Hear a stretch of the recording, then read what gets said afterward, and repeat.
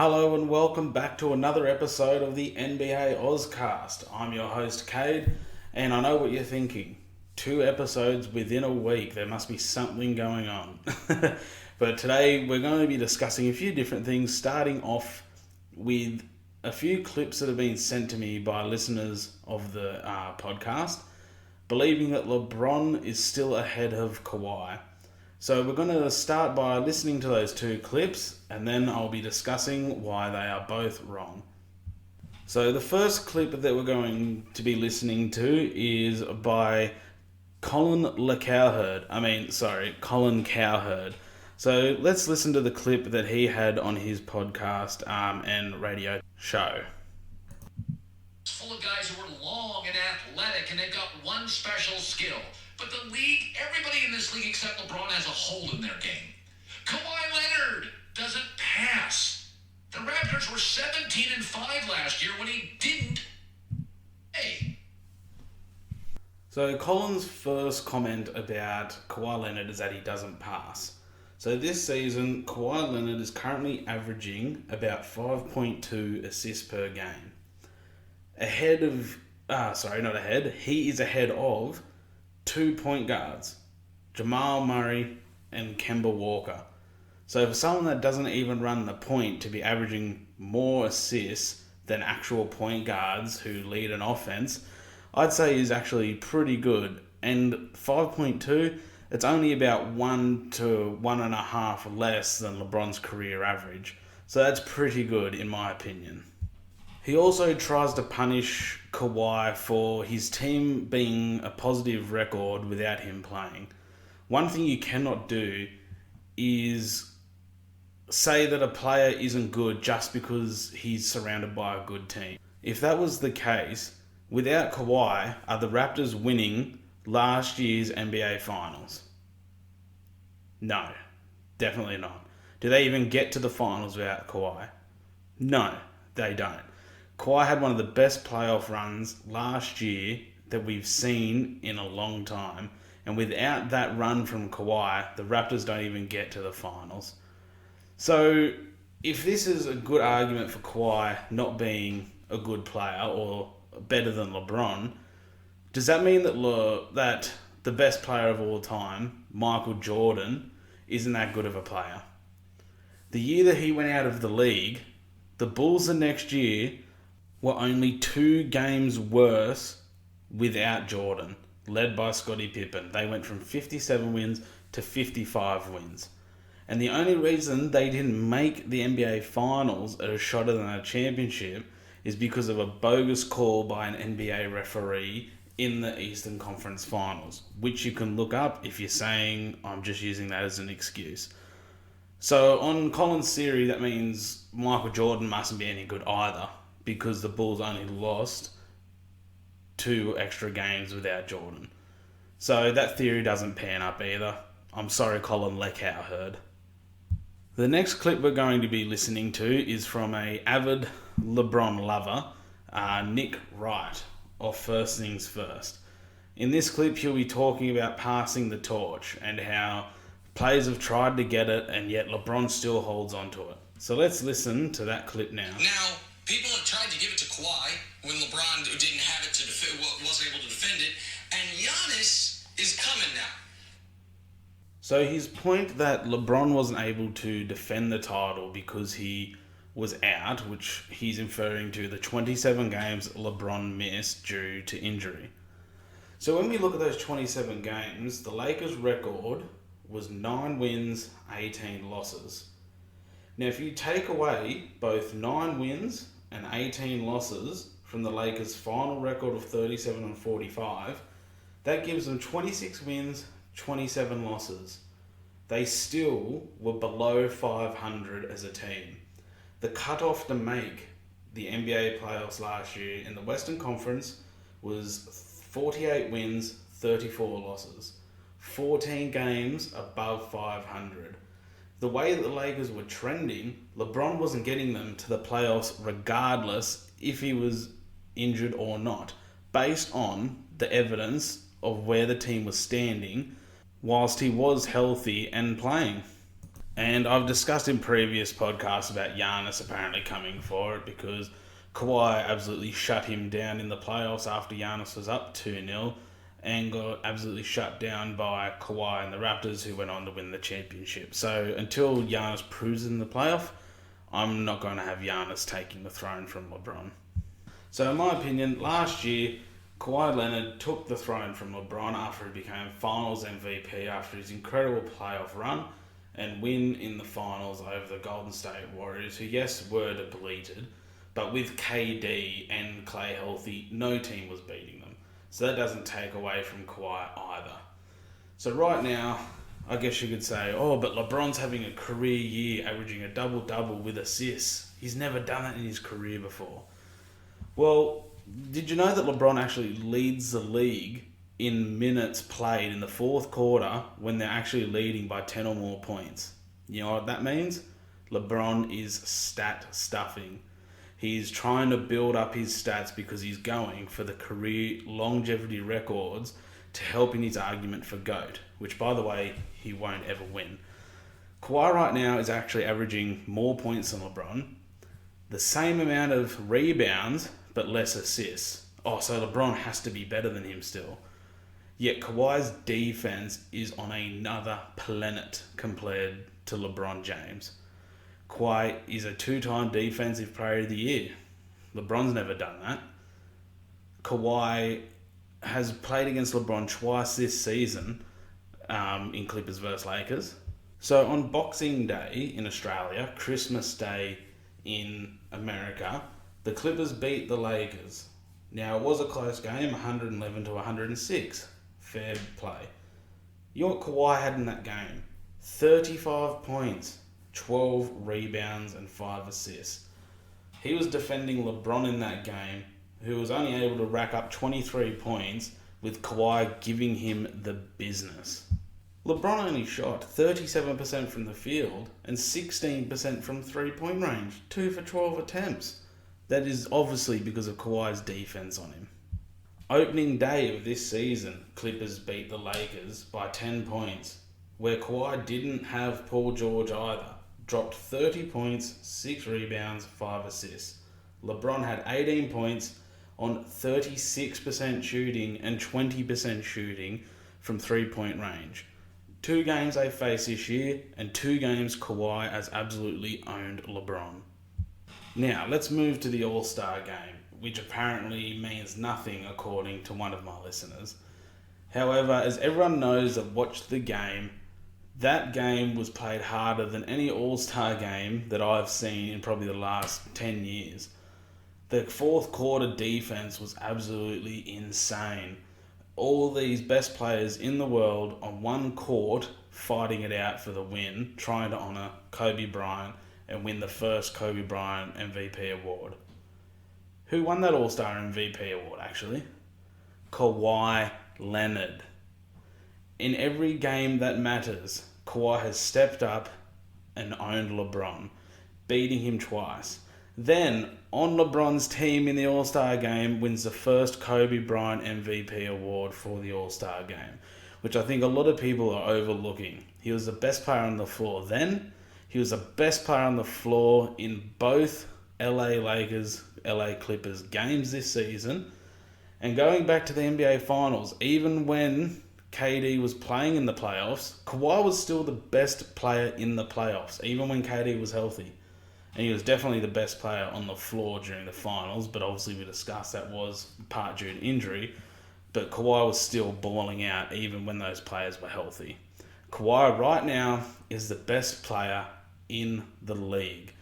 And I really hope it gets to a Western Conference Finals, because guess what? LeBron may find himself having to try and score over not just Kawhi Leonard, but Paul George if he's back healthy. And I really think that is going to be a very hard matchup for LeBron, and Kawhi will still prove why he is better than LeBron. Now, the next thing we're going to be discussing on today's podcast is who is the biggest threat to the Bucks right now to win the Eastern Conference and come out and play against either the Lakers or Clippers, in my opinion. There's obviously a lot of talk about how insane the Bucks record is this year and how well they've been playing. But do I actually think there's anyone that can threaten them and get past them in these Eastern Conference playoffs? Let's get into it. Now, the team that I think has the best chance to give the Bucks a run for their money and, maybe take it 7 games in a series and potentially win is the Miami Heat. Now, the Miami Heat have had one meeting with the Bucks this year in which Miami actually won and didn't have Jimmy Butler, which shows you this team is well coached. They play like a team offense and they don't just run ISOs through every player. Now the Sixers, not even thinking about them. Ben Simmons is out. We don't know how long for. We don't know why. They're saying something to do with his back, but we'll wait and see. Joel Embiid has gone out today with a shoulder strain. We don't know when he's going to be back yet. This team could be hurt and not, in peak physical condition once the playoffs come. They also don't have a very good road record, having, I think, an equal to or worse than the New York Knicks right now. So that's pretty bad. The Heat are also second in 3-point shooting right now, which is incredible. They're not settling for shots. They're always passing the ball, looking for the best open shot. And when the Heat are open from downtown, they are consistently hitting threes. Now, in terms of height, obviously the Bucks, they like to keep their perimeter defenders stuck in place. They're not giving in and chasing to the paint. They're letting their taller guys defend in the paint, like Lopez, Giannis, obviously. But the Heat, they have some great tall players as also play very hard and play good defense, like Kelly Olynyk. Myers Leonard isn't the greatest defender, but he can rebound and he can also shoot the three. And of course, an all-star this year, Bam Adebayo, who isn't the tallest, but he plays like a 7-footer. He rips boards, he can pass, he can score in the paint with his back to the basket. And the other thing with Miami is their depth as well. You have a player in Goran Dragic, who was only an all-star last year, running the second unit for Miami. You've got, obviously, Tyler Herro, Duncan Robinson, who they get out of the car and they're ready to shoot threes from the parking lot. That's how good these fellas can shoot. And that second unit, led by Dragic, with the depth, the 3-point shooting, we can contest with the height, with some real rough riders in Miami. Well coached, tough organisation led by Jimmy Butler. Not saying they're going to beat the Bucks, but in my opinion, they have the best chance of taking the Bucks in a 7-game series. I'm really interested to see that matchup if it comes to play.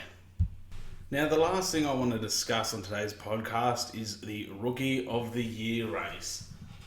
Now, I've been hearing a lot of talk since Zion's come in and has played 13 games this season about if the Pelicans happen to take over the Grizzlies and make the playoffs, Zion will be Rookie of the Year.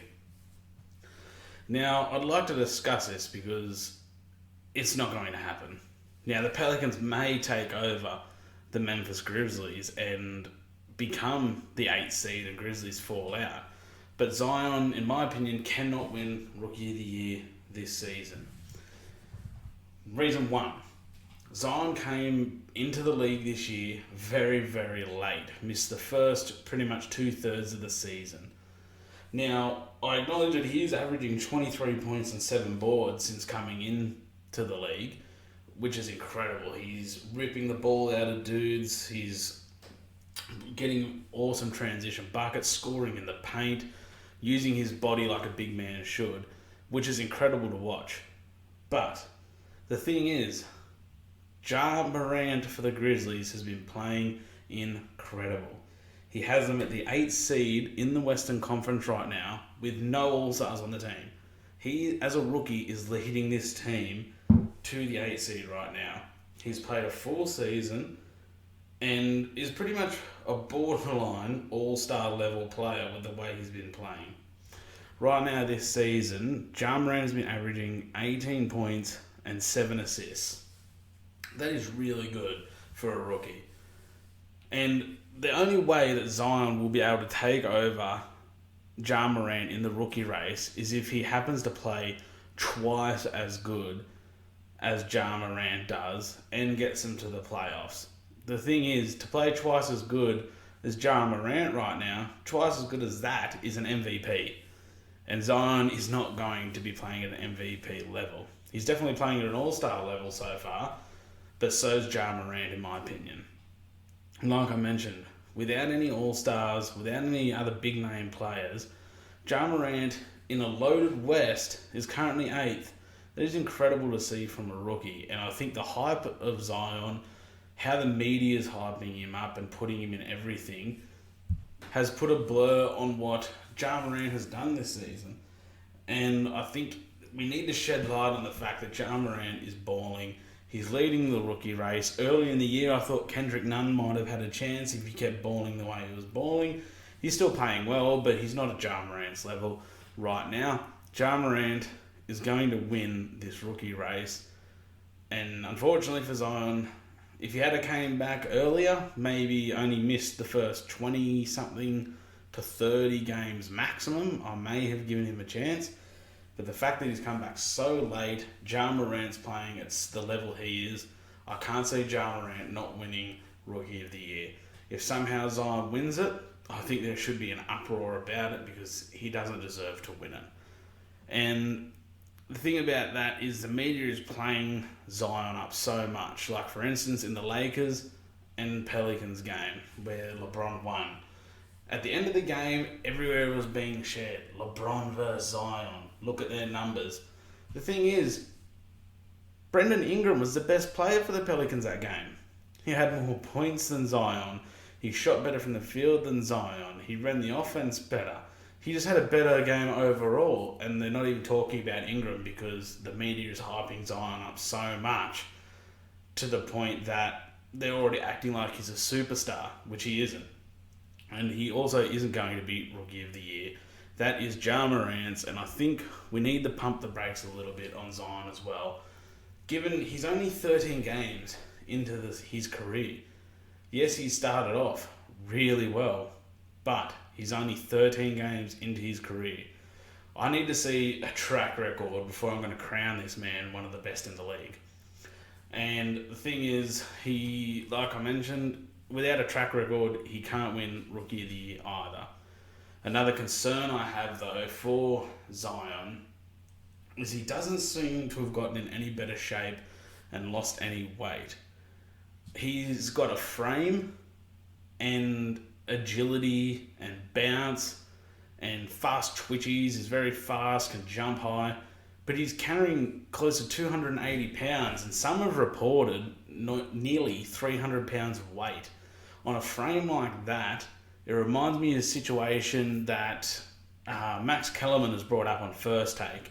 It reminds me of someone like Derrick Rose. Now, obviously, their body isn't the same, but Derrick Rose's frame couldn't keep up with how above the rim he played, how athletic he was, how much he jumped and stopped, and it just wasn't good on his legs or his knees.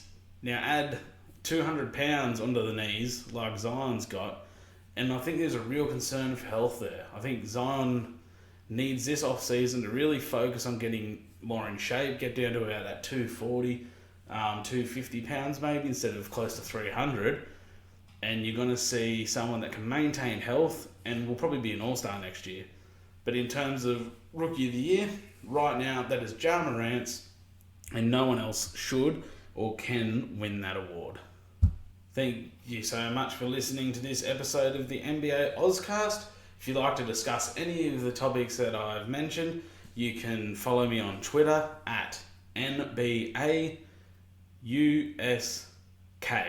NBAUSK, and discuss it with me. Send me a tweet, send me a DM. Happy to discuss any topics that I talk about on the podcast. Subscribe to my YouTube channel, drop a like, leave a comment as well if there's anything you want to discuss or if there's anything you disagree with. Who do you think's the best player in the world? Who do you think should be Rookie of the Year? Let me know. And I'll be talking to you on the next episode of the NBA Auscast.